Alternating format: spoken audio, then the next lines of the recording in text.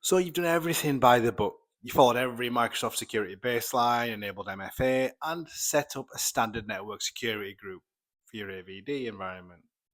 Feeling pretty secure, feeling pretty good about yourself right now, right? Well, maybe not as much as you think. The truth is, you've locked the front door, but you might have left a few windows on the ground floor wide open. Today's attackers aren't just trying basic stuff anymore. They're looking for those sort of small gaps in environments and endpoint and network security that the official guides don't always shout about. These are the openings that can lead to ransomware, data breaches, and full blown environment compromise. In this video, I'm going to show you 7 AVD hardening tricks that focus on endpoint and network security that go way beyond the defaults. I've been an Azure architect now for over a decade, and these are real world strategies I use for most of my security focused clients. So let's get into it. Before we dive in, here's a quick look at what we're going to cover. So we'll start with better network isolation, then move on to advanced identity controls, preventing data exfiltration, and securing the AVD control plane itself. After that, we'll touch on hardware level encryption, smart privileged access, and finally some clever ways to stop data leakage right from the user session. Stick around for all 7 because they work really well together to build a fortress around your AVD environment. Alright, let's kick things off. The standard advice is to use NSGs, network security groups, right? And that's a good start. The problem is most people just apply one generic NSG to the entire subnet. That does very little to stop an attacker who gets into one session host from moving sideways or another way. The real secret is hypersegmentation. First, put your AVD session hosts in their own dedicated subnet, completely separate from your DCs or file servers. That alone is a big win. But here's the part that's often overlooked. You need to apply granular NSGs directly to your interface, your network interface of each session host. In the NIC level, create a high priority rule to deny inbound traffic on RDP port 3389 from your virtual network, and this shuts down most common path for lateral movement. The AVD service itself connects through a gateway, not directly over the VNet, so your users can still get in. And to ensure the service still works, you can add an outbound rule to allow traffic to the Azure Virtual Desktop service tag as well. So, how do you make this manageable? I hear someone ask. So, instead of juggling IP addresses in your NSG rule, which is a bit of a nightmare, right? You use application security groups or ASGs. You create one ASG and assign all your AVD session hosts to it. Now, your NSG rule simply references the ASG. As you add and remove hosts, they automatically get the right hardened network policy. It's security and automation working together. Let's talk about trick 2 now, okay? So everyone knows to use MFA. That's a given in this day and age. But MFA alone only proves who the user is. It does nothing to check the health of the device they're connecting from. This is a massive blind spot. An attacker could have valid credentials but be connecting from a malware infested personal laptop, giving them a direct bridge to your environment. So, the real trick is to build a smarter conditional access policy. Your policy shouldn't just ask for MFA, it must require that the connecting device is fully compliant. And what does compliant mean? It means the device must be enrolled in your endpoint manager like Intune, have BitLocker disk encryption enabled, a patched modern OS, and an active antivirus solution. Any device that doesn't meet this baseline is blocked before connection even happens. This links the user's identity to the security of their endpoint. And here's how you can set this up. I'll put a link in the description, and it's all around identity protection, conditional access policies, and targeting your AVD users who use Azure Virtual Desktop. Making sure you grant control instead of requiring multi-factor authentication, and making sure you require that the device is marked as compliant as well. So I'll put the link in the description so you can follow that as well. Okay, let's talk about trick 3 now, okay? So once a user is in a session, the fight isn't over, right? One of the easiest ways for data to walk out the door is through a simple copy and paste or device redirection. A user, whether they're malicious or just careless, can copy sensitive data from any app in AVD and paste it into their local unmanaged machine. Or they could map a local USB drive and just drag the files over. The key to stopping this is to implement global RDP restrictions that disable these features across your entire AVD fleet. You can do this in the host pool settings, but it's easy to miss one and create security holes. The better way is to use group policy objects or GPOs applied to your session host organizational unit in Active Directory, or use centralized tool like Nerdio Manager for AVD to enforce these settings everywhere. You should explicitly disable clipboard redirection as well, drive mapping and printer redirection for anyone who doesn't absolutely need it.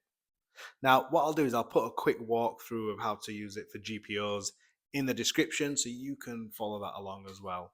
And then you can implement that in your AVD environment. Okay, let's move on to trick 4. This one is critical and almost always missed, right? By default, your session host talk to the AVD control plane over public endpoints. The traffic's encrypted, but it's still crossing that public internet, which adds a layer of risk, right? Real zero trust architecture is going to keep traffic on the private network wherever possible. The advanced move here is to use Azure Private Link on your host pools and supporting services like storage reference logic profiles. This forces all that communication over that secure Azure Private backbone. But this can create a new problem.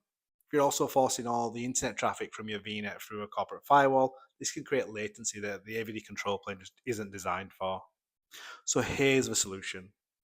Enabling private link, you create user-defined routes or UDRs. You'll associate a route table with your session host subnet, and in that table, you need to add routes for the specific IP address ranges the AVD control plane uses. Microsoft publishes these, by the way. And for those IP ranges, you set the next hop type to be internet.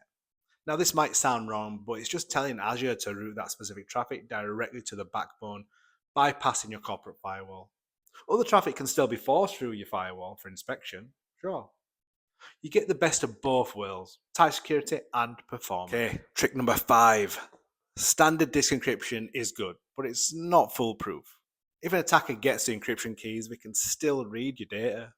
The next level of hardening is to create hardware root of trust using a virtual trusted platform module, or VTPM. The trick is to first use Generation 2 VMs for your session host and enable the VTPM. This gives you features like secure boot, which helps ensure the boot process hasn't been hijacked by the rootkit. Then you add Azure Disk Encryption and bind the encryption keys to Azure Key Vault. This means the disk can only be decrypted on a VM that can prove its hardware is secure. Now here's a critical part that many get wrong. When you apply the Azure Disk Encryption, you absolutely must exclude the disks that hold FS Logic profile containers. The profiles need to be mounted on any session host in a pool. If you encrypt the disk with the key tied to one specific host, the profile will fail to load when the user logs in and gets sent to a different host. For pooled environments, it's best to apply this encryption only to the OS disk to harden the machine itself, while maintaining the portability needed for your user profile. Okay, trick number 6. So, no administrator should have standing RDP access to session hosts, period. It's a huge security risk if an attacker gets an admin's credentials. They can log in to any host they want whenever they want. The secret here is the 2-part strategy. First, for an admin access, you need to enable just-in-time or JIT access to the VM. This is done through Microsoft Entra for Cloud. This keeps port 3389 closed all the time. An admin who needs access has to request it through an approval workflow, which then opens the port just for the IP address and only for a limited time, like 1 hour. When time's up, the port closes automatically. But the real power move here is combining this with the Azure Premium Firewall to control traffic inside your network. I'll put a link to how you set up the Azure Firewall with your AVD environment so you can look at implementing that and see how that works for you and secures your environment. Okay, here we move on. Trick 7. Our final trick is about protecting what the user sees and making sure your security settings actually stick. Data exfiltration doesn't always happen over the network. Sometimes the easiest method is just a user taking a picture of their sort of screen with a phone. An advanced trick here is to implement screen watermarking. Now this involves overlaying a semi-transparent text or identifier on the user's session. This watermark can contain information like the user's ID or the connection ID. This makes it possible to trace any leaked screenshot or photo back to the source. While not simple one-click GPO for AVD, this can be implemented through specific configurations and tools, and it acts as a powerful deterrent. But how do you make sure this setting and all others don't get changed over time? That's where the second part of the trick comes in, Azure Auto Manage.